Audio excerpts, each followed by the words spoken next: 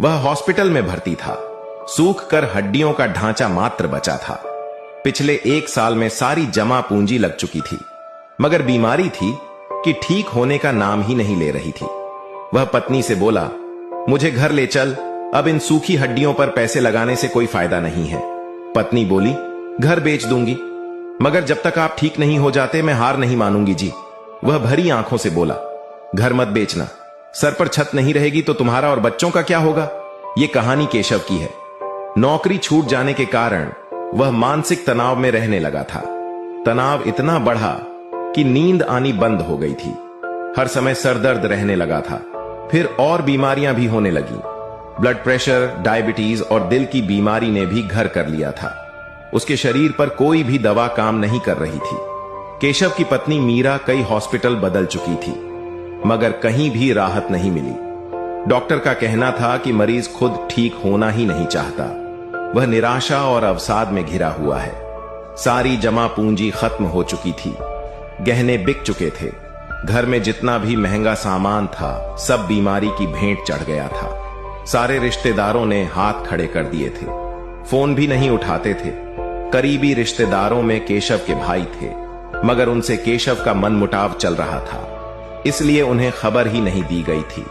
शुरू में मीरा के भाई भाभी आते थे, थोड़ा बहुत पैसा भी दिया था, मगर बीमारी लंबी चलने लगी तो उन्होंने भी किनारा कर लिया था। अब वह अकेली संघर्ष कर रही थी। अर्धांगिनी थी वह उसकी। मरने के लिए अकेला कैसे छोड़ देती। उसके पति का गांव में अपने भाइयों से पुश्तैनी जमीन को लेकर झगड़ा हो गया था, इसलिए बोलचाल बंद थी। मीरा चाहती थी एक बार उसके भाइयों को खबर तो करे, मगर केशव ने साफ मना कर दिया था। उसे भाइयों से नफरत थी। एक शाम हॉस्पिटल में केशव बेसुध सा बेड पर पड़ा था। उसकी पत्नी दोनों बच्चों के साथ उसके पास बैठी थी कि अचानक केशव के चारों बड़े भाई आ गए। आते ही भाइयों ने कहा, इतना पराया कर दिया क्या रे? इतनी बड़ी मुसीबत में होकर भी याद नहीं किया।